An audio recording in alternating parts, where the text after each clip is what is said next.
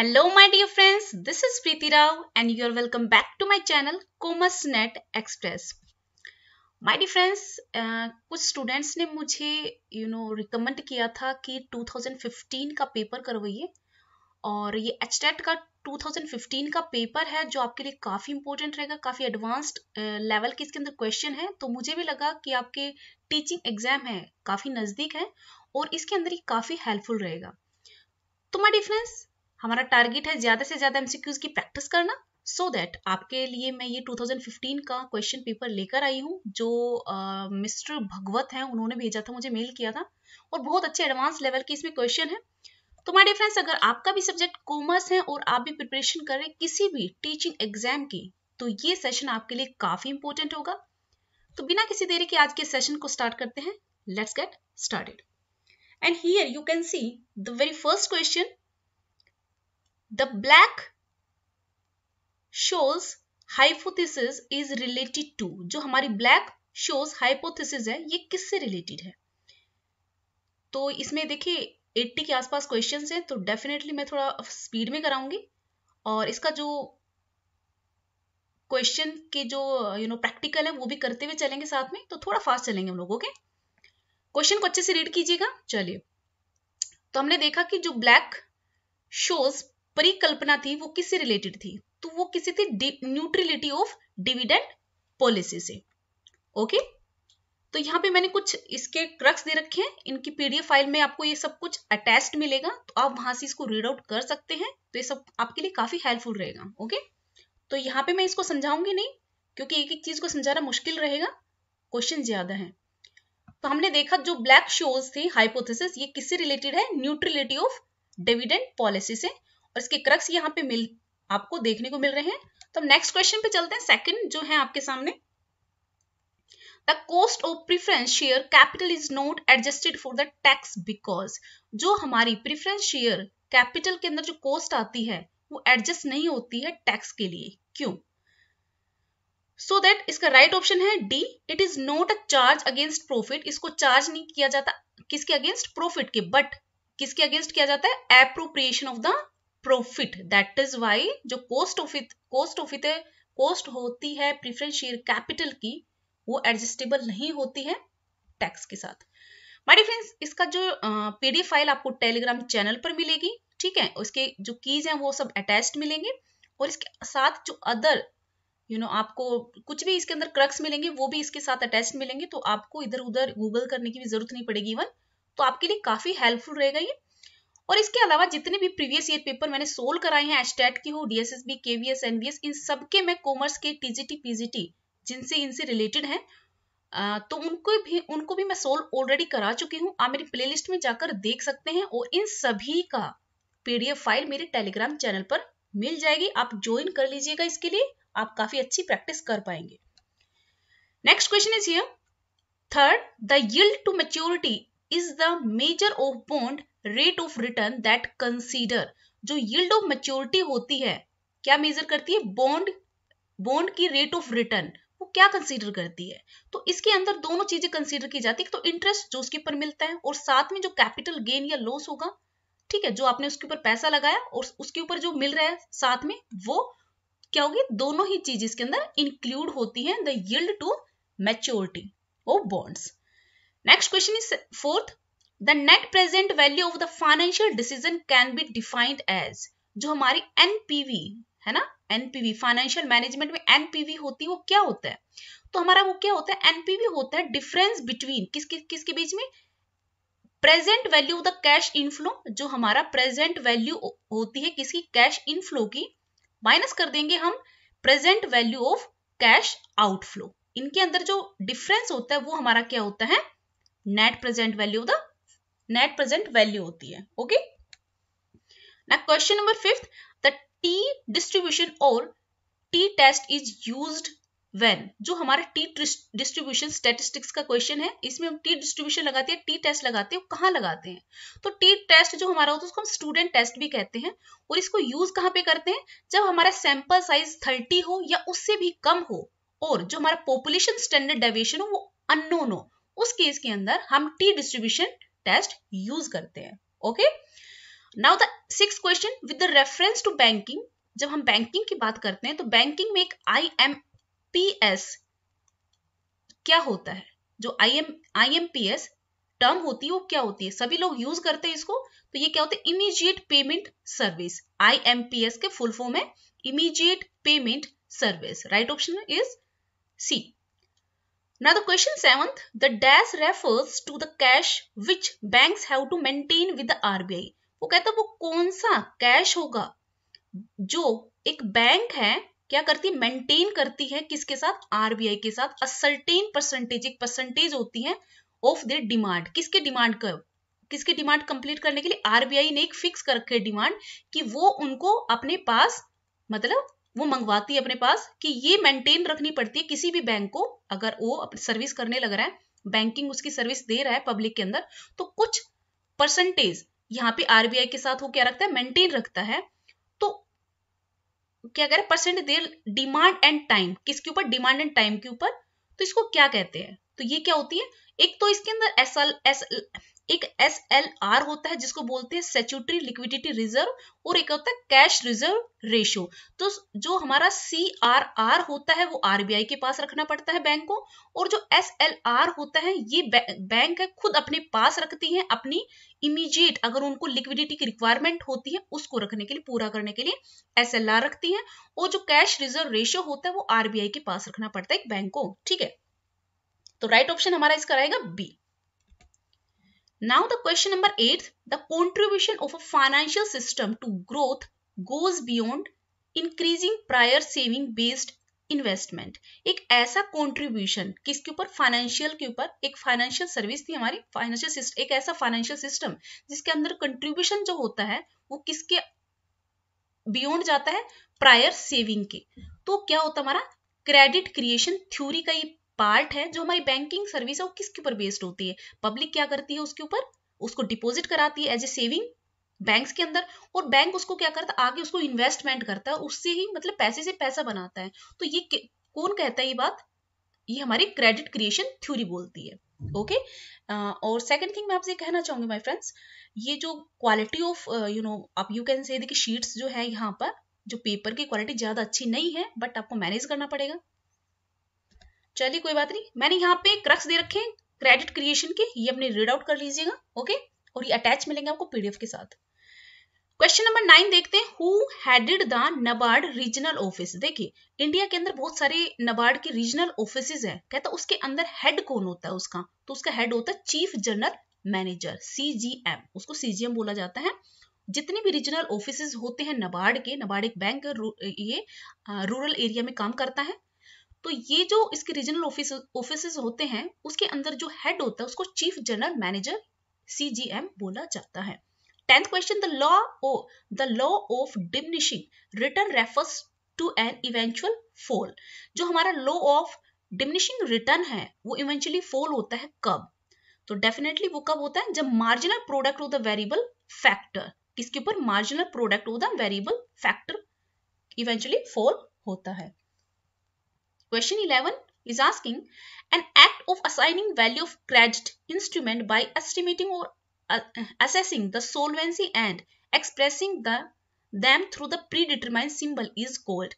देखिए एक ऐसी हम क्या करते हैं, एक क्रेडिट इंस्ट्रूमेंट होता है जिसके अंदर हम वैल्यू को असाइन करते हैं। ओके, किसके लिए? सोलवेंसी एक्सप्रेस करने के लिए प्री डिटरमाइंड सिंबल होते हैं, उन सिंबल को क्या कहा जाता है?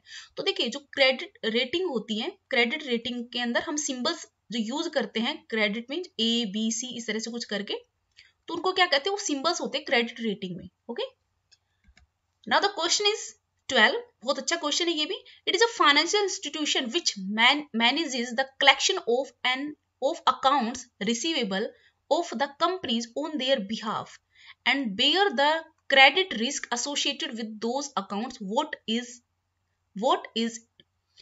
it is एक ऐसा फाइनेंशियल इंस्टीट्यूशन जो मैनेज करता है कलेक्शन को, किसकी? जो उसके क्लाइंट्स के जो बिल रिसीवेबल्स हैं उनकी कलेक्शन में हेल्प करता है। एक ऐसा फाइनेंशियल इंस्टीट्यूशन मैनेज करता है या कलेक्शन में BR, जो एक कंपनी है वो उसके BR आने हैं लेकिन वो टाइम लगता है BR आने में, तो बिल रिसीवेबल, तो उनको कलेक्शन में हेल्प करता है। ये फाइनेंशियल इंस्टीट्यूशन किस में हेल्प करता है? कलेक्शन में। तो उसको वो कौन सा होता है, और साथ में क्या करता है? बेयर करता है क्रेडिट रिस्क को।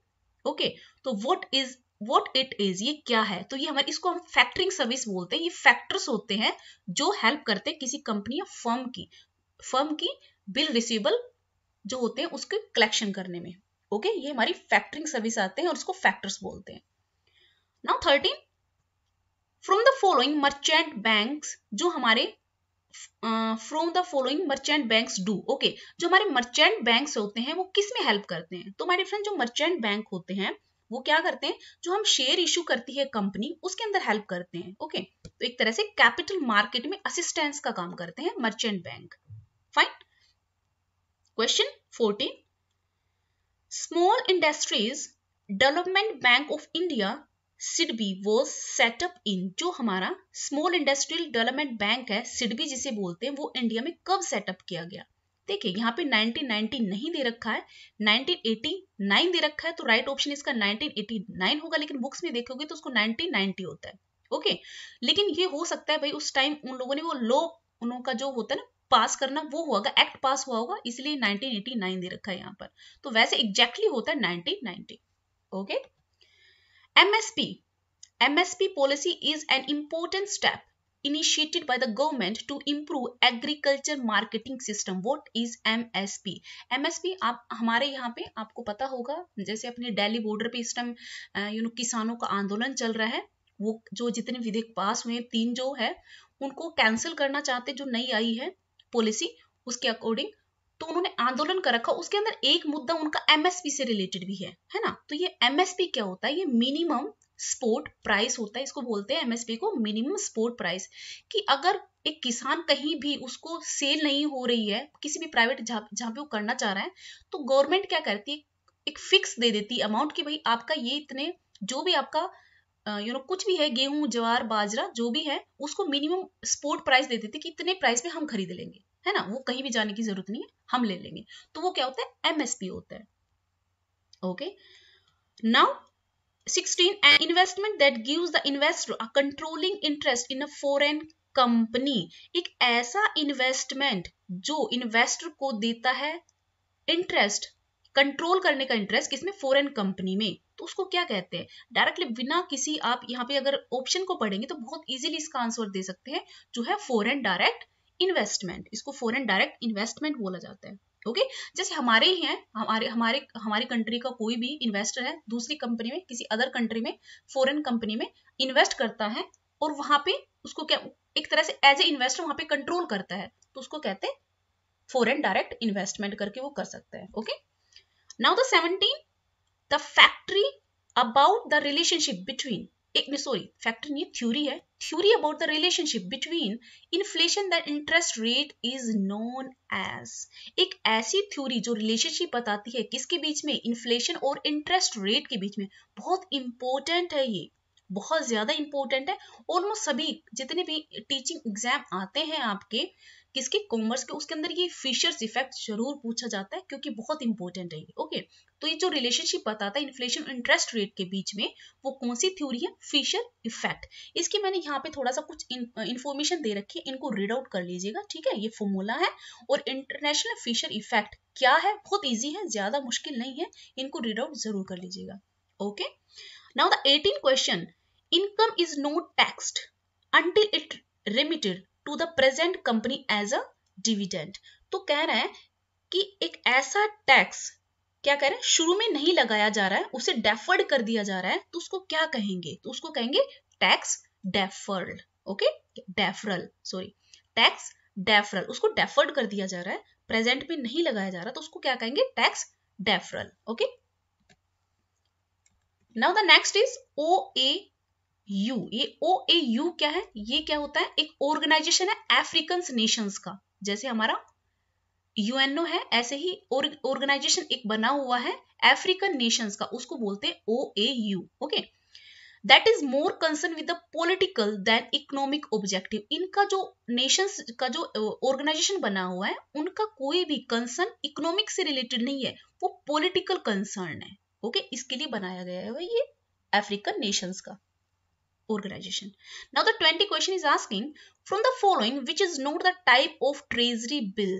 देखिए ट्रेजरी बिल्स कौन से होते हैं जो शॉर्ट टर्म के लिए आरबीआई इशू करती है, किसके बिहाफ पर, गवर्नमेंट के बिहाफ पर, है ना। तो ये जो ट्रेजरी बिल होते हैं ये मतलब किस टाइप के होते हैं, कैसे कैसे होते हैं, तो ये डिफरेंट डिफरेंट टाइप के होते हैं। जैसे 182 डेज के लिए भी मैच्योरिटी पीरियड हो सकता है, 14 डेज के भी हो सकता है, 365 4 डेज के लिए भी हो सकता है और 61 डेज के लिए भी हो सकता है, लेकिन 62 डेज के लिए नहीं होता। तो राइट ऑप्शन हमारा क्या होगा, D.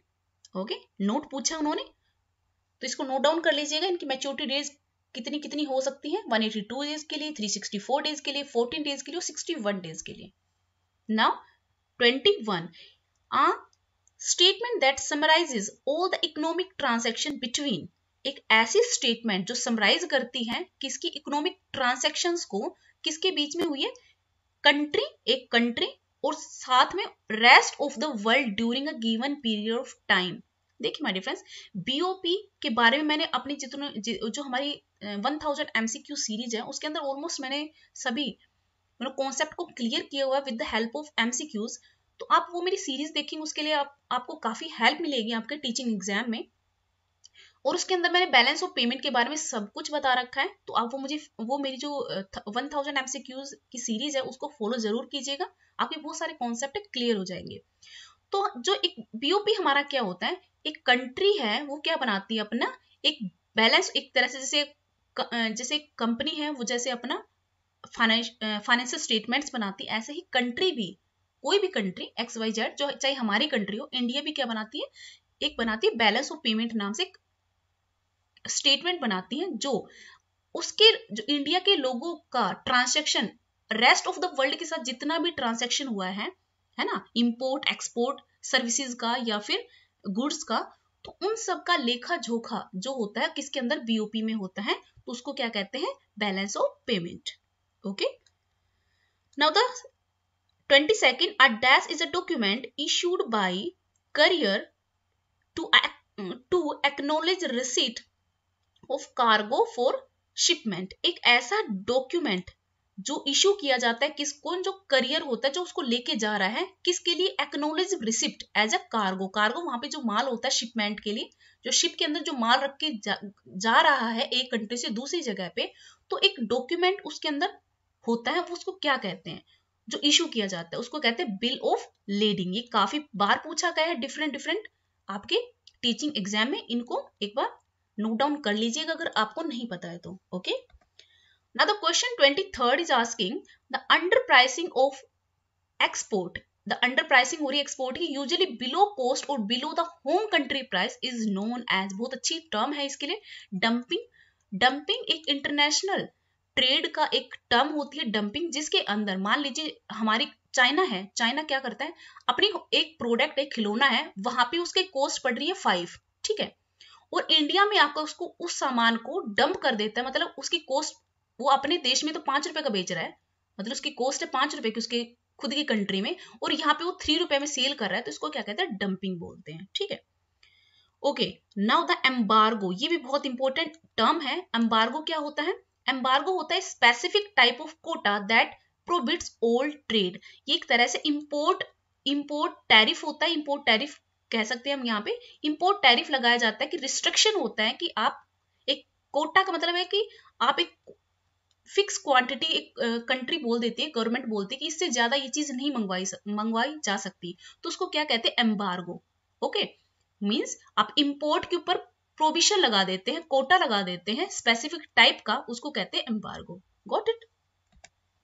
Now the 25th, an agreement between countries that has the goal of abolishing all the tariff between the member countries. एक ऐसा एग्रीमेंट किनके बीच में, कंट्री मेंबर्स के बीच में, जिसका गोल क्या होता है, एबोलिश करना जितने भी टैरिफ हो रहे हैं उनके बीच के अंदर उनको। देखिए कंट्रीज क्या होती है, इंपोर्ट एक्सपोर्ट में बहुत सारे टैरिफ और नॉन टैरिफ बैरियर्स लगते हैं, लेकिन अगर कंट्रीज मिलकर क्या करती हैं, जो कोई भी कंट्री आपस में मिलकर ऐसे एग्रीमेंट बनाती है कि जितने भी टैरिफ उनको अबोलिश करते हैं, तो उसको क्या कहते हैं, उसको कहते हैं फ्री ट्रेड एग्रीमेंट। इसके बारे में बहुत पढ़ा होगा, फ्री ट्रेड एग्रीमेंट जैसे नाफ्टा वगैरह है। तो ये क्या होता है, फ्री ट्रेड एग्रीमेंट होता है, जैसे हमारा जितने भी हमारे ऑर्गेनाइजेशन बने हुए हैं, ये आपस में क्या करते हैं, फ्री ट्रेड एग्रीमेंट कर लेते हैं कि कोई टैरिफ वो एक कंट्री दूसरी के साथ जो भी डीलिंग करती है एक्सपोर्ट इंपोर्ट का, तो फ्री ट्रेड होता है उनके बीच में, कोई भी टैरिफ नहीं लगता है, उसको कहते हैं free trade agreement. Okay, now the 26 question, which of the following is not the type of interview based on the interaction pattern? कह रहा है इनमें से कौन सा वो टाइप नहीं है इंटरव्यू का, किसके बेस के ऊपर, इंटरेक्शन पैटर्न। इंटरेक्शन पैटर्न कैसे होते हैं, स्ट्रक्चर इंटरव्यू होता है, डेप्थ इंटरव्यू होता है, स्ट्रेस इंटरव्यू होता है, लेकिन जो पैनल इंटरव्यू है ये टाइप नहीं है इंटरव्यू का। ओके, क्या नहीं है, टाइप नहीं है इंटरव्यू का।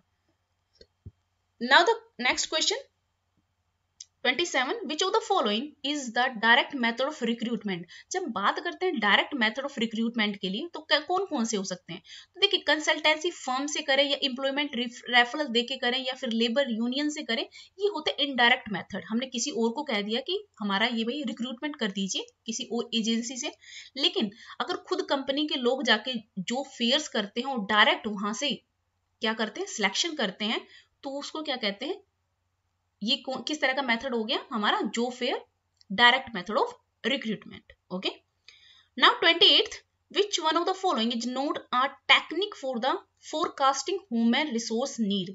अगर कंपनी के अंदर ह्यूमन रिसोर्स की नीड को फोरकास्ट करना है तो इनके अंदर को कौन सी टेक्निक है जो इसके अंदर इंक्लूड नहीं होती है, तो देखिए बहुत इंपॉर्टेंट है, डेल्फी टेक्निक भी इसमें आती है, रेशियो ट्रेंड एनालिसिस भी आती है और वर्क स्टडी टेक्निक भी आती है, लेकिन स्किल इन जो इन्वेंट्री होती है इससे रिलेटेड ऐसी कोई भी हमारी टेक्निक नहीं होती है, तो राइट ऑप्शन होगा सी, नोट पूछा इसमें। Now the 29, specifically human resource planning is the process, जो हमारा HR प्रोसेस होता है, HR प्लानिंग होती है, वो एक ऐसा प्रोसेस होता है विच एन ऑर्गेनाइजेशन एंश्योर, एक ऑर्गेनाइजेशन एंश्योर करता है that it has the right number right kind of people at right place, कि एक ऑर्गेनाइजेशन क्या इंश्योर करता है HR प्लानिंग में कि उसके पास मतलब जितने राइट नंबर्स पीपल हैं और काइंड ऑफ पीपल भी राइट है और राइट प्लेस के ऊपर है, राइट टाइम पर उनके पास अवेलेबल है और वो बहुत इफेक्टिव और एफिशिएंटली काम कर रहे हैं, क्यों, क्योंकि उनको ऑर्गेनाइजेशन के ऑब्जेक्टिव्स को अचीव करना है। तो ये डेफिनेशन किसने दी थी, तो ये किसने दी थी, David DeCenzo and Stephen P Robbins. Okay, learning based question है, लर्न करना पड़ेगा, there is no other shortcut. Okay fine, the next question is 30, the method called, एक ऐसा मेथड जिसके अंदर क्या है, DMAIC, डी से हमारा डिफाइन हो रहा है, M से हो रहा है मेजर, A से हो रहा है एनालाइज, I को डिनोट कर रहा है इम्प्रूव और C डिनोट करता है कंट्रोल को। ये जब फीचर ऑफ, ये किसका फीचर है, DMAIC, जिसमें define, measure, analyse, improve and control, ये किसका मेजर है, ये किसका मेथड है, तो ये TQM, कैजेन और क्वालिटी सर्टिफिकेशन, तो ये किसका है, 6 सिग्मा, एक मैनेजमेंट का एक मेथड है जिसको यूज किया जाता है। इसके क्रक्स यहाँ पे देख लीजिएगा आप, 6 sigma is a set of technique, ये ऐसी टेक्निक यूज की जाती है, एक तरह से ये क्या होती है, स्टैटिकल बेस्ड होती हैं ये, और इसमें क्या होता है कि वो कंपनी है टारगेट करती है, मतलब उसका ऑब्जेक्टिव इसके पीछे होता है कि जो हम प्रोडक्शन करें वो एरर फ्री होनी चाहिए, कोई डिफेक्ट नहीं होना चाहिए, इस तरह से वो क्या करती है, टेक्निक्स अपनाती है, इसको हम क्या कहते हैं, 6 सिग्मा बोलते हैं। Okay, now the next question is 31st, match the sellers 4 P's।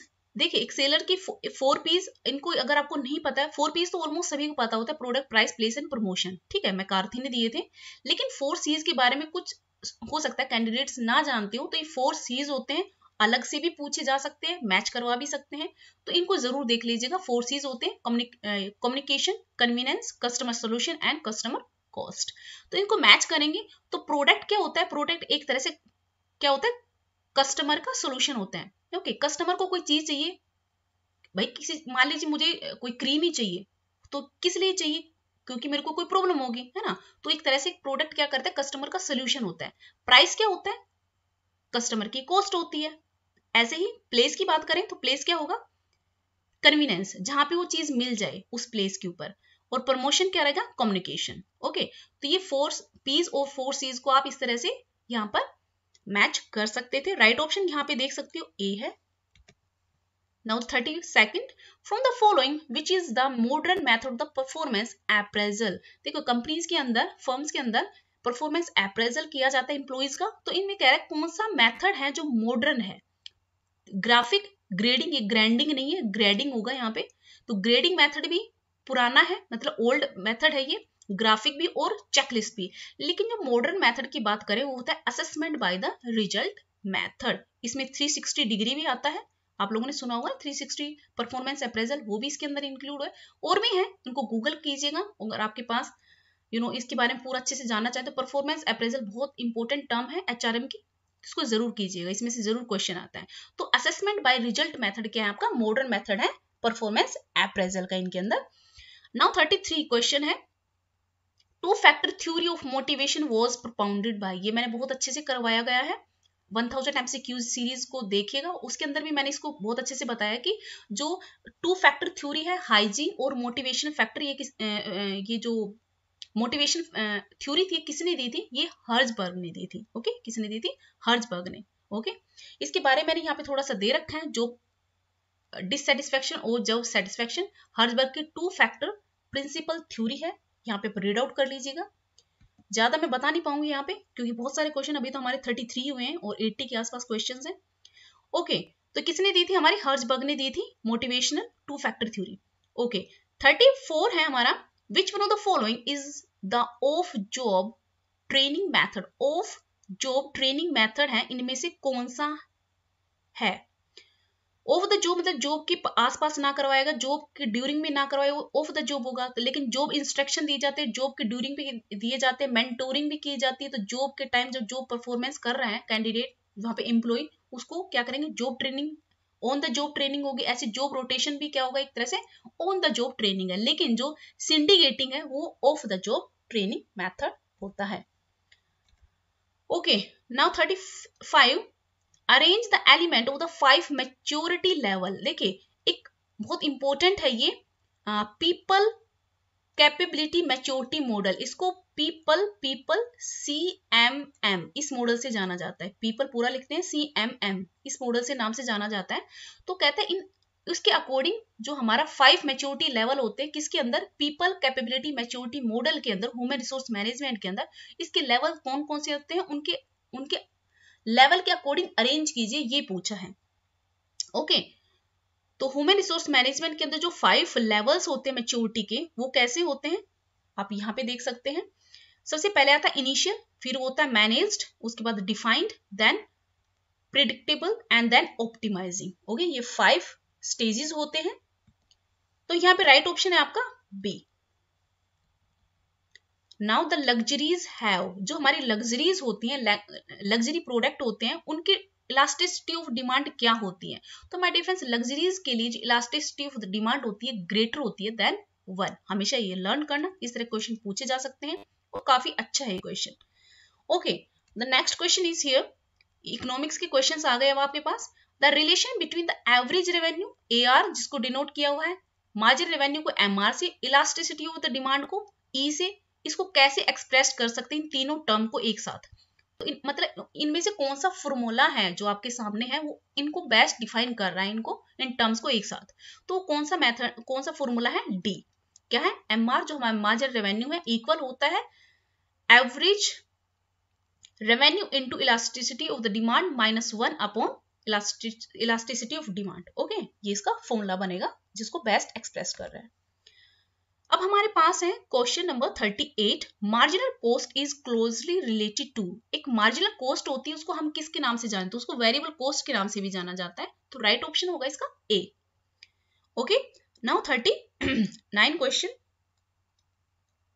From the following which is not a cause of increasing return to a factor. इनमें से कौन सा कॉज नहीं हो सकता जब बात कर, एक तो डिमिनिशिंग रिटर्न फैक्टर होता है, इंक्रीजिंग होता है, यहाँ पे इंक्रीजिंग की बात की जा रही है। ओके, ये आपका इकोनॉमिक्स से रिलेटेड है। तो यहाँ पे जो लॉ कह रहा है कि इनमें से कौन सा कॉज नहीं होगा जब बात की जाएगी increasing return to a factor की। तो देखिए ऑप्टिमम कॉम्बिनेशन कर दिया जाए फैक्टर्स का तो इंक्रीजिंग रिटर्न मिलेगा, बिल्कुल। डिवीजन ऑफ द लेबर और स्पेशलाइजेशन कर दिया जाए तो भी जो हमारा रिटर्न होगा इंक्रीजिंग फैक्टर में होगा, बिल्कुल। और फुलर यूटिलाइजेशन, फिक्स एसेट का फुल यूटिलाइज किया जाएगा तो भी हमारा law low of increasing return आएगा। लेकिन इसका कौन सा कोज नहीं हो सकता, beyond the optimum capacity uses, ये इसका नहीं हो सकता कोज। ओके, तो राइट ऑप्शन होगा डी। अब क्वेश्चन 40 की बात कर लेते हैं। Return on the capital employed, जो हमारी रिटर्न होती है कैपिटल इंप्लॉयड पे, वो किसके इक्वल होती है? कैपिटल इंप्लॉयड हमारी एक तरह से एसेट्स होती है, ठीक है, जो एक कंपनी लगाती है बिजनेस के अंदर। तो देखो उसको एक्सप्रेस करने के लिए राइट ऑप्शन है assets turnover into profit margin. देखो जो हमारा कैपिटल इंप्लॉयड होता क्या है, हमारा होता है नेट प्रॉफिट अपॉन एसेट्स होते हैं, है ना, कैपिटल इंप्लॉयड। अब यहाँ पे हम बात करते हैं एसेट्स टर्नओवर हमारा क्या होता है, सेल अपॉन एसेट इनटू में बताया प्रॉफिट मार्जिन। प्रॉफिट मार्जिन हमारा क्या होता है, नेट प्रॉफिट अपॉन सेल्स। तो सेल से सेल यहाँ पे कैंसिल हो गया, तो नेट प्रॉफिट अपॉन सेल्स जो आती है वो हमारा क्या होता है, रिटर्न जो मिलेगा कैपिटल इंप्लॉयड पे ये रहेगा। Okay, net profit upon assets. I think clear हो गया होगा। Now the 41, the declining segment of the total utility curve, जो हमारे टोटल यूटिलिटी कर्व होती है वो डिक्लाइन करती है, उस केस में मार्जिनल यूटिलिटी कैसी होती है? मार्जिनल यूटिलिटी क्या होती है हमारी, नेगेटिव होती है।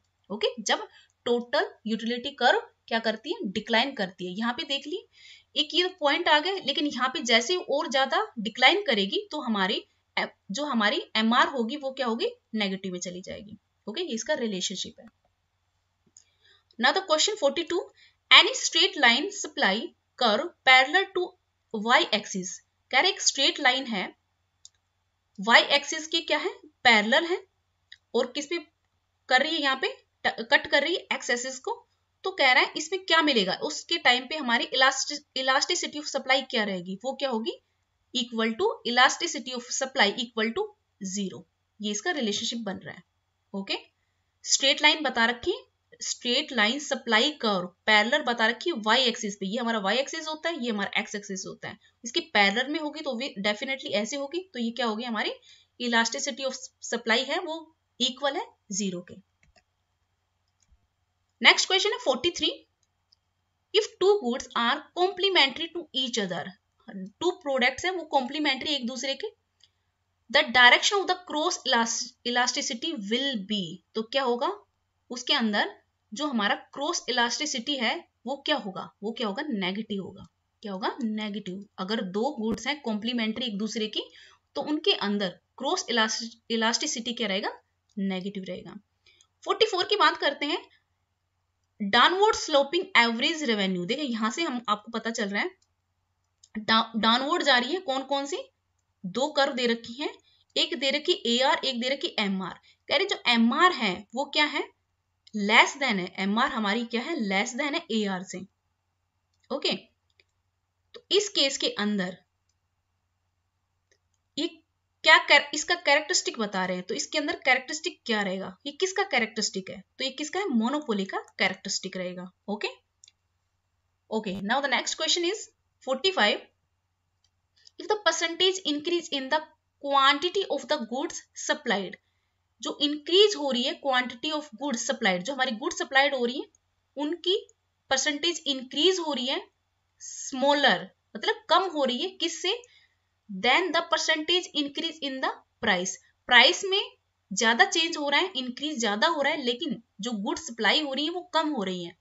तो coefficient of the price elasticity of the supply is, इस केस के अंदर जो हमारी इलास्टिसिटी ऑफ द सप्लाई क्या रहेगी, जब हमारा परसेंटेज जो है सप्लाई का, गुड सप्लाई का, वो स्मॉलर है, percentage change in the price, उस केस में जो हमारा इलास्टिसिटी ऑफ द सप्लाई होगी वो लेस देन होगा 1 से।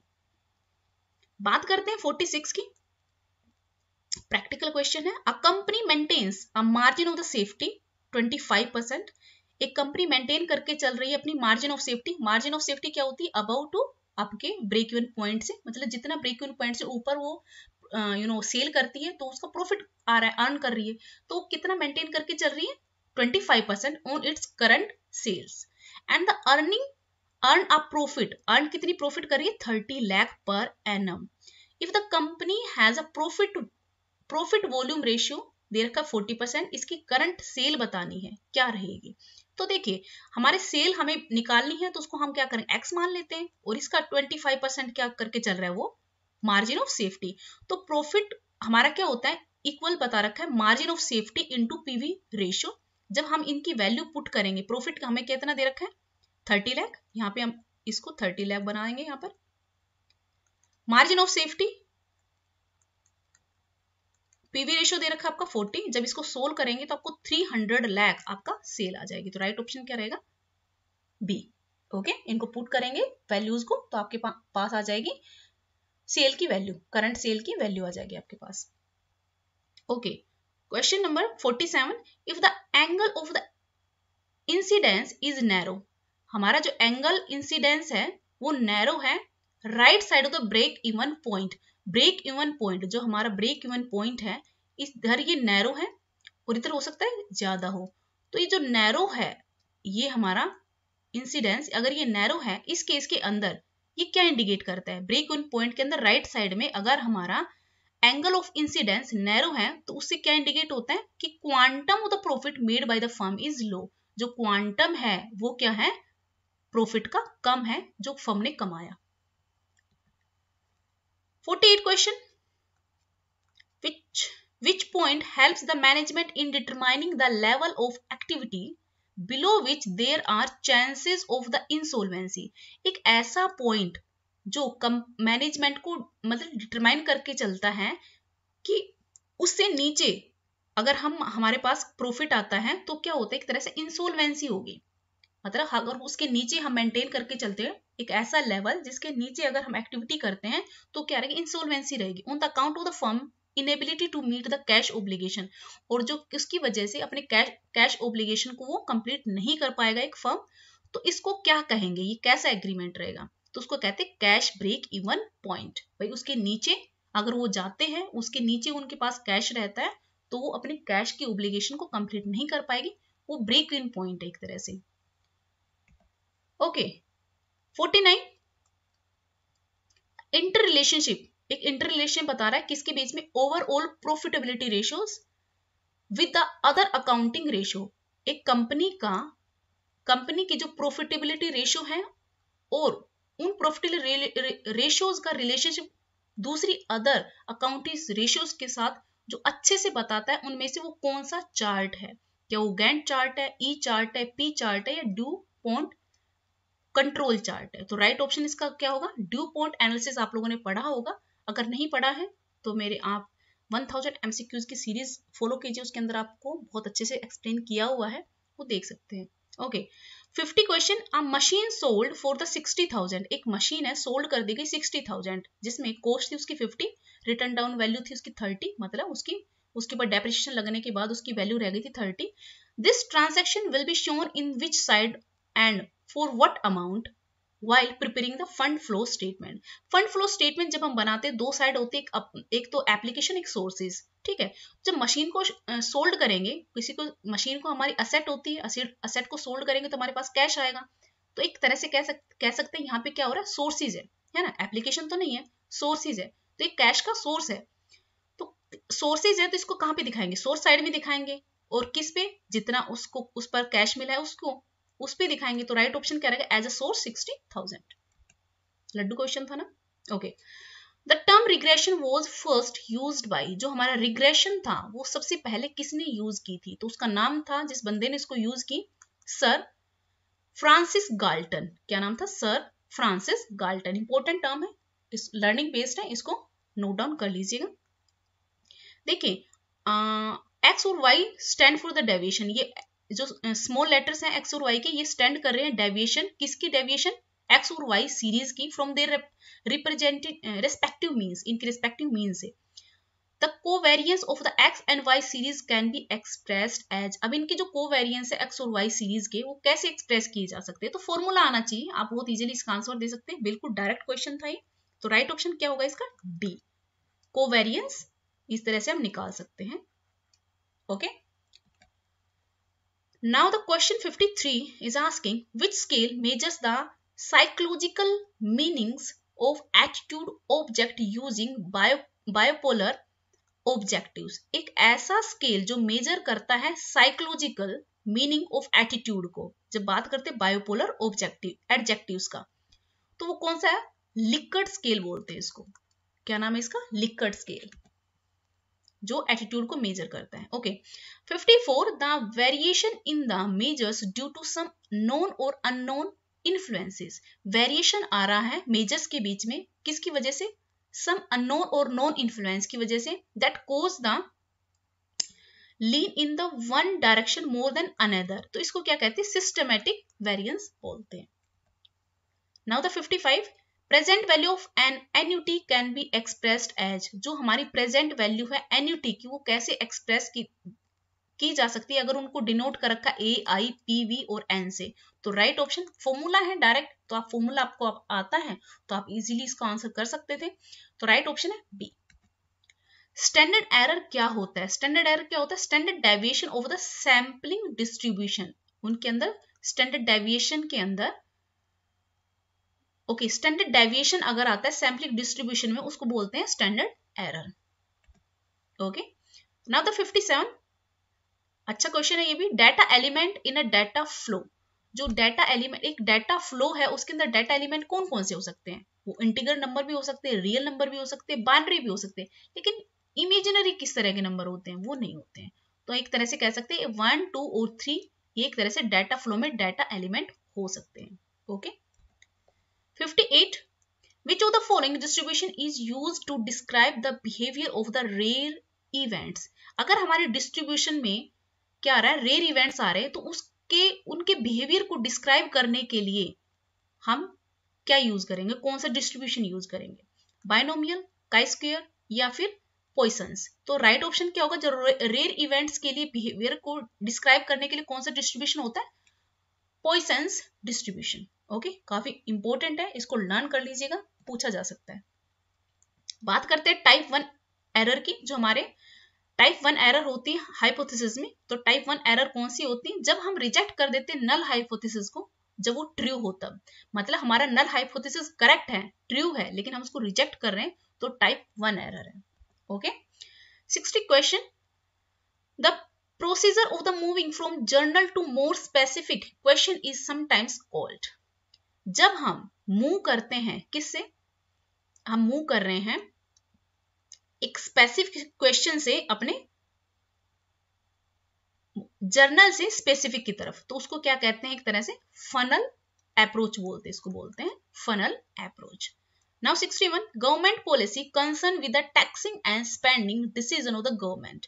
एक गवर्नमेंट की ऐसी पॉलिसी जो किस पे कंसर्न करती है? टैक्सिंग की, स्पेंडिंग पर और डिसीजन लेती है गवर्नमेंट, तो वो कौन सी होती है? Fiscal policy. देखो फिस्कल जो हम बजट्स बनाते हैं, एक हमारी जो कंट्री है साल में दो बजट लेके आती है ना अपने। एक तो बजट होता है फरवरी में जो आता है, तो ये जो बजट बनते हैं किस? फिस्कल पॉलिसी होती है कि जो हमने एक गवर्नमेंट ने जितना जनरेट किया है ना, जितना उसने जनरेट किया टैक्स, उस रेवेन्यू को वो अब कैसे स्पेंड करेगी, है ना, कहाँ कहाँ पे वो कितना कितना पैसा लगाएगी। लोगों से उसने पैसे इकट्ठे किए हैं, एक तरह से टैक्स इकट्ठा किया है, तो अब उसको कहाँ कहाँ पे कैसे कैसे यूज करेगी, तो वो क्या होती है? फिस्कल पॉलिसी होती है। ओके नाउ द 62 कहाँ पे है? Okay the process by which an individual select करता है। एक ऐसा प्रोसेस जिसके अंदर इंडिविजुअल है वो सिलेक्ट कर रहा है, ऑर्गेनाइज कर रहा है, इंटरप्रेट कर रहा है इंफॉर्मेशन को, to create meaningful picture of the world. हमारे जैसे मतलब कोई भी इंडिविजुअल है वो सिलेक्ट करता है, सामने कुछ भी चल रहा है उसमें जो सिलेक्ट कर रहा है, ऑर्गेनाइज कर रहा है, इंटरप्रेट कर रहा है इंफॉर्मेशन को, तो उसको क्या कहते हैं? उसको कहते हैं परसेप्शन। क्या बोलते हैं? Perception. Okay now the next है adopter categorization on the basis of relative time of adoption of the innovation concept are innovator, early adopter, early majority and late majority and ये है laggard। I don't think ये कुछ ज्यादा important है, पता नहीं, अजीब सा है। Anyways चलिए 64 Rogers defines the spread of a new idea. Roger ने डिफाइन किया है कि new idea from the source of invention और क्रिएशन और ऑन इट्स अल्टीमेट यूजर और adapter this definition is related with. एक रोजर ने डिफाइन किया, किसको डिफाइन किया कि जो न्यू आइडिया है अपने सोर्स ऑफ इनोवेशन से या इन्वेंशन से, क्रिएशन से, अल्टीमेट यूजर्स उसको अडोप्ट करते हैं, तो वो क्या होता है, किससे रिलेटेड है ये हमारी डेफिनेशन। ये है इनोवेशन डिफ्यूजन प्रोसेस। जो हमारी इनोवेशन होती है उसका डिफ्यूजन प्रोसेस है ये। Okay 65 the 5 competing concepts under which organization conduct marketing activities। एक हमारे 5 कॉन्सेप्ट होते हैं जिसके बेस्ड पर एक ऑर्गेनाइजेशन क्या करती है, मार्केटिंग एक्टिविटीज करती हैं। जैसे कौन कौन से होते हैं, प्रोडक्शन कॉन्सेप्ट होता है, एक प्रोडक्ट कॉन्सेप्ट होता है, और एक सेलिंग कॉन्सेप्ट होता है, एक मार्केटिंग कॉन्सेप्ट होता है। इसके अलावा कौन सा होता है, क्या सर्विस होता है, ज्योग्राफिकल होता है, कल्चर होता है, वो हमारा होता है 5th होता है सोशल कॉन्सेप्ट। ओके इसके मतलब इनके चारों तरफ हमारी एक कंपनी क्या करती है, अपनी मार्केटिंग एक्टिविटीज कंडक्ट करती है। ओके नाउ 66 मैच करना है आपको, match the approaches of the management with the year of development. तो हमारी क्लासिकल अप्रोच जो थी वो कौन से ईयर से रिलेटेड है, 1911 से 1947 तक। बिहेवियरल अप्रोच एल्टन मायो जिसमें थे वो न्यू क्लासिकल में थी। Second half of the 18th century to कब तक चली, 1950 तक। क्वांटिटिव अप्रोच 1940 से 1950 तक। और जो कंटेम्प्रेरी जो है, जो हम मॉडर्न जिसकी बात करते हैं, वो 1960 से स्टार्ट हुई और प्रेजेंट टाइम तक वो मैनेजमेंट अप्रोच चल रही है। तो राइट ऑप्शन इसका क्या रहेगा, first. 67 question is asking a demand for a product which is not required for its own sake but because it is used to produce another product। एक ऐसी डिमांड मतलब उसकी खुद की अपनी कोई डिमांड नहीं है लेकिन उसको इसलिए यूज किया जा रहा है क्योंकि दूसरे प्रोडक्ट हमें क्या करना है, प्रोड्यूस करना है। जैसे मार्केट में डिमांड है गेहूं की, गेहूं जो हमारे व्हीट है उसकी डिमांड है, ठीक है, डिमांड किसकी है, गेहूं की, लेकिन इनको अब गेहूं की डिमांड है, गेहूं उगाने पड़ेंगे, तो उसके लिए क्या चाहिए, फर्टिलाइजर चाहिए। तो फर्टिलाइजर की एक्चुअली डिमांड नहीं, डिमांड तो गेहूं की है, लेकिन हम फर्टिलाइजर क्या कर रहे हैं, अपने आप उसकी डिमांड बढ़ रही है, तो उसको क्या कहते हैं, ड्राइव्ड डिमांड। ठीक है, मतलब डिमांड है गेहूं की, लेकिन अगर किसी अदर प्रोडक्ट की इसके साथ में, जैसे हम फर्टिलाइजर यूज करेंगे तो फर्टिलाइजर की तो डिमांड इंक्रीज हो रही है क्योंकि गेहूं प्रोड्यूस करने पड़ रहे हैं डिमांड कंप्लीट करने के लिए। तो फर्टिलाइजर क्या हो गई, एक तरह से ड्राइव्ड डिमांड हो गई। इसकी खुद की अपनी डिमांड नहीं है, लेकिन दूसरे जो उसके जो कंटेम्परेरी जो दूसरा प्रोडक्ट था उसकी वजह से, क्योंकि उसकी मांग ज्यादा है इसलिए उसकी मांग बढ़ गई। Okay now the 68 determining what needs to be done. एक ऐसी किसको डिटरमाइन करना, हमें needs to be done, how it will be done and what is to who is to do it. ये टर्म किससे एसोसिएटेड है, एक ऐसी मतलब ये चीज को जानना कि क्या करना चाहिए, कैसे किया जाएगा और कौन करेगा, ये किससे एसोसिएटेड, प्लानिंग से, ऑर्गेनाइजेशन से, लीडिंग से, कंट्रोलिंग से।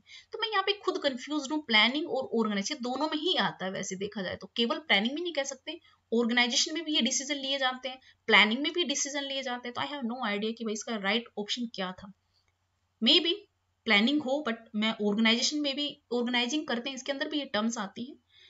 ओके आप खुद डिसाइड कीजिएगा क्या आएगा। Okay now the next question is managerial role and a contemporary model of the managing was given by. देखिए जो हमारे मिन्सबर्ग थे उन्होंने मैनेजरियल के कुछ रोल दिए थे, मतलब जो मैनेजर होते हैं उसके कुछ रोल दिए थे कि मैनेजर के कौन कौन से रोल होता है, किस तरह के रोल प्ले करता है ऑर्गेनाइजेशन के अंदर। ठीक है, तो ये मैंने 1000 एमसीक्यूज सीरीज में भी ये करवाया है मिन्सबर्ग का, देखिएगा जरूर, और इनको बहुत अच्छे से मैंने समझा भी रखा है। ठीक है, तो मिन्सबर्ग ने 3 रोल्स बताए थे, एक मैनेजर के इंटरपर्सनल रोल, इंफॉर्मेशन रोल और डिसीजन रोल। किस तरह से वो अपने रोल प्ले करता है, as a interpersonal role figurehead leader liaison, informational role किस तरह प्ले करता है, मॉनिटर एज ए डिस्मिनेटर और स्पोक पर्सन। उसके डिसीजन रोल कहाँ पे होते हैं, एज ए एंटरप्रेन्योर, अगर डिस्टर्बेंस हो रहा है कंपनी के अंदर उसको हैंडल करता है, रिसोर्स अलोकेटर और नेगोशिएटर। ओके ये किसने दिए थे, मिन्सबर्ग ने दिए थे। चलिए क्वेश्चन करते हैं 70 an economic system in which resources are allocated and controlled by the government decision. एक ऐसा इकोनॉमिक सिस्टम जिसके अंदर रिसोर्सेज को एलोकेट और कंट्रोल किया जाता है किससे, गवर्नमेंट डिसीजन पर, तो वो कौन सा होता है, कमांड इकोनॉमी। ओके, चलिए नेक्स्ट पे चलते हैं। Threat to new entrants, threats है किसके लिए, न्यू एंट्रेंट्स के लिए, थ्रेट है सब्स्टिट्यूट्स के लिए, bargaining power of the buyer, bargaining power of the supplier, current rivalry are the factor of. ये भी मैंने 1000 MCQ सीरीज में बहुत अच्छे से करवाया हुआ है, जरूर देखिएगा। ओके, तो इसमें हम कह सकते हैं ये किसने दिए थे, 5 फोर्स मॉडल थे ये हमारे पोर्टर ने दिए थे 5 फोर्स मॉडल। तो हम यहाँ पे देख लेते हैं, कुछ ऐसे थे पोर्टर के 5 फोर्स मॉडल थे, जैसे कि थ्रेट ऑफ एंट्रेंट्स और threat of substitute, bargaining power of the buyer और bargaining power of the supplier and degree of rivalry. मतलब इनको एक कोई भी कंपनी है अगर वो काम कर रही है, बिजनेस कर रही है, तो उनको इन चीजों को ध्यान में रखकर अपना प्लानिंग करनी चाहिए। ठीक है, ये किसने दिए थे, पोर्टर ने फोर्सेस बताए थे। तो इनको क्या कहते हैं, 5 फोर्स मॉडल किसने दिए थे, पोर्टर ने दिए थे। चलिए नेक्स्ट पे चल लेते हैं फिर। 72 रिसर्च एंड डेवलपमेंट स्ट्रेटेजी, जो रिसर्च एंड डेवलपमेंट स्ट्रेटेजी है, मैन्युफैक्चरिंग स्ट्रेटेजी है, marketing strategy, human resource strategy, finance strategy है, किस तरह की स्ट्रेटेजी है। देखिए आप देख सकते हैं सबके अलग अलग फंक्शन है, मार्केटिंग का अलग से डिवीजन होता है और डिपार्टमेंट होता है, ऐसे इनके भी फंक्शन, ह्यूमन रिसोर्स के अपने अलग से फंक्शन होते हैं, फाइनेंस के अलग से फंक्शन होते हैं। तो एक तरह से कह सकते हैं कि फंक्शनल टाइप की स्ट्रेटेजीज है। ओके, इन सबको अलग अलग देखें तो ये क्या है, फंक्शनल है ये। Okay, now 73 a process of setting mutually agreed upon goal and using those goals to evaluate employee performance। एक ऐसा प्रोसेस जिसके अंदर हम क्या करते हैं, गोल सेट करते हैं, किसकी, वहां पे जो मैनेजमेंट के अंदर या फिर कंपनी के अंदर पीपल हैं, वर्कफोर्स है, उनकी सबके अपने अलग अलग सेट ऑफ गोल्स होते हैं और उनको अपने उनके गोल्स बताए जाते हैं। फिर उनकी परफॉर्मेंस को क्या किया जाता है, अप्रेज किया जाता है, इवेल्युएट किया जाता है। इसको क्या कहते हैं, MBO बोलते हैं, मैनेजमेंट बाय ऑब्जेक्टिव। किसने दिया था, ये आपका दिया था पीटर एफ ड्रकर ने अपनी बुक में, जो उनकी बुक आई थी 1954 में। ओके, नाउ द नेक्स्ट है हमारे सामने 74 which one of the following is not a characteristic of the programmed decision. Okay, जो हमारा प्रोग्राम्ड डिसीजन होता है, हम डिसीजन बनाते हैं, एक ऐसा प्रोग्राम जिसमें हम डिसीजन लेते हैं, तो उसका कौन सा कैरेक्टरिस्टिक नहीं है। तो ये देखिए लोअर लेवल पे भी लिया जा सकता है, प्रोसीजर्स, रूल्स और पॉलिसीज भी होती है, रेडिली अवेलेबल होता है, मतलब अवेलेबल भी होता है ये, लेकिन इसमें वेग नहीं होता है। ये कैसे हो सकता है, तो राइट ऑप्शन क्या होगा, D. 75 Hawthorne study is associated to the which management approach. मैंने पहले बताया था न्यू क्लासिकल, जो हमारे एल्टन मायो थे वो न्यू क्लासिकल अप्रोच से थे, और इन्होंने बिहेवियरल अप्रोच दी थी जो किस पर बेस्ड थी, इंप्लॉइज की ह्यूमन रिलेशन पर। ओके, ह्यूमन रिलेशन थ्योरी दी थी इन्होंने। ओके, एल्टन मायो ने इसकी हाउथॉर्न स्टडी के नाम से जाना जाता है। काफी लड्डू क्वेश्चन है, सभी को पता होगा। Okay, 76 market for the second hand security, ऐसी मार्केट जो किसके लिए है, second hand security. Second hand security मतलब एक सेकेंडरी मार्केट है। प्राइमरी मार्केट वो होती है जिसके अंदर मतलब फ्रेश शेयर्स को इशू किया जाता है, जैसे कि कोई कंपनी है नई शेयर इशू करती है पब्लिक को, ठीक है, और पब्लिक उसमें इन्वेस्ट करती है, तो वो तो हो गई हमारी प्राइमरी। लेकिन सेकेंडरी मार्केट वो होती है जो प्राइमरी में जो सेल हुए थे उनकी ट्रेडिंग अब किसके ऊपर होगी, सेकेंडरी मार्केट में होगी। और ये कहां पर होती है, इसके लिए लिस्ट किए गए हैं, स्टॉक एक्सचेंज बनाए गए हैं, वहां पर इनकी ट्रेडिंग होती है। ओके, तो सेकेंड हैंड जो सिक्योरिटीज हैं उनकी ट्रेडिंग कहां होती है, स्टॉक एक्सचेंज में होती है। बात कर लेते 77 की, a voluntary group of the like minded people, मतलब एक वॉलेंट्री ग्रुप है किनका, जिनका आपस में विचार मिल रहे हैं, वो ज्वाइन होते हैं together in order to seek to influence the government decision makers. और किसके ऊपर इन्फ्लुएंस कर रहे हैं, गवर्नमेंट के जो थिंक टैंकर हैं उनको इन्फ्लुएंस कर रहे हैं, मतलब उनको डिसीजन को चैलेंज कर रहे हैं। तो उनको क्या कहते हैं, उनको कहते हैं प्रेशर ग्रुप। एक तरह से अभी मैंने अभी एग्जांपल दिया था, जो हमारा किसान आंदोलन हो रहा है दिल्ली बॉर्डर पे, ठीक है, वो एक तरह से आप उनको प्रेशर ग्रुप ही बोल सकते हो कि भाई जो हमारे डिसीजन लिए गए थे, जो भी लेके आए थे मोदी गवर्नमेंट, जो भी लेकर आई है किसानों के लिए, तो उनको वो चैलेंज कर रहे हैं कि ये जो भी आपने संशोधन लेके आए भाई इनको वापस ले लो। ठीक है, तो एक तरह से कह सकती है प्रेशर ग्रुप होता है, एक मतलब वन सेम माइंडेड लोग होते हैं और साथ में वॉलेंट्री ग्रुप में काम कर रहे हैं और इन्फ्लुएंस कर रहे हैं गवर्नमेंट के डिसीजंस को। करंट सिचुएशन पे मैं आपको एग्जांपल दिया है, I can't do anything. Okay, now the 78, a maximum price above which the price of the product is not allowed to rise. एक ऐसा मैक्सिमम प्राइस जिसके ऊपर कहा जाता है इससे ज्यादा इस प्रोडक्ट की अलाउ नहीं किया जा सकता प्राइस को, तो उसको कहते हैं प्राइस सीलिंग। सीलिंग का मतलब क्या, छत होती है, मतलब ये बिल्कुल टॉप है, इसके ऊपर इसका अलाउ नहीं किया जा सकता इस प्रोडक्ट का प्राइस। जैसे कि हम कोई भी गवर्नमेंट लगा लो, मान लो गवर्नमेंट कहते हैं चीनी का प्राइस इतना होना चाहिए, इससे ऊपर नहीं होना चाहिए, या फिर किसी XYZ की कोई भी प्रोडक्ट है उसका, तो उसको कहते हैं प्राइस सेलिंग। ओके, चलो 79 यहाँ पर है, a measure of the effect on the total national income of some component change in the aggregate monetary demand is known as. Measure किसका है, जो इफेक्ट करता है टोटल नेशनल इनकम को, of some component change in the aggregate monetary demand is known as, इसको कहते हैं multiplier effect। बात है लास्ट क्वेश्चन की 80, an organizational structure that assigns specialists from the different functional department to work on one or more projects being led by the project manager, इसको definition में उसको क्या कहेंगे, उसका क्या डेफिनेशन, किसकी डेफिनेशन, तो ये जो हमारा मैट्रिक्स स्ट्रक्चर है उसका क्या है, मैट्रिक्स स्ट्रक्चर जो होता है ऑर्गेनाइजेशन का, उसकी डेफिनेशन दी गई है।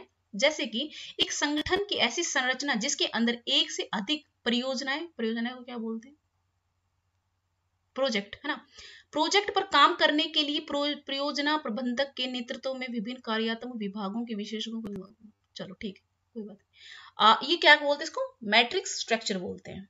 ओके, थैंक यू, बहुत ज्यादा टाइम हो गया, बिलीव मी, देखो टाइम करेक्ट रात के 3 बज चुके हैं, I can show you, just hold on. Okay, just देखो अभी मैं दिखाती हूँ, what's the time, this is the time, oh just hold on, look here, मतलब ऑलमोस्ट 2:58 AM और डेट आ रही है 23 दिसंबर। यू कैन सी मी कि मैं कितना एफर्ट कर रही हूँ आप लोगों के लिए। दिस इज द टाइम, और आप रात के 3 बजे हुए हैं और मैं आपके लिए वीडियो रिकॉर्ड कर रही हूँ, ये पेपर बना रही हूँ क्योंकि मेरे पास पूरा दिन टाइम नहीं होता है, काफ़ी चीज़ें हैं, जॉब है, बच्चा है, फैमिली है ना, तो बहुत मुश्किल हो जाता है, लेकिन फिर भी मैं सोचती हूँ कि जो कैंडिडेट्स हैं मेहनत कर रहे हैं, प्रिपरेशन कर रहे हैं, उनकी थोड़ी सी हेल्प की जाए। Okay, so my dear friends, this is all about today, thank you so much, good luck, goodbye. Like ज़रूर कर दीजिएगा, सब्सक्राइब ज़रूर कर दीजिएगा, बाय।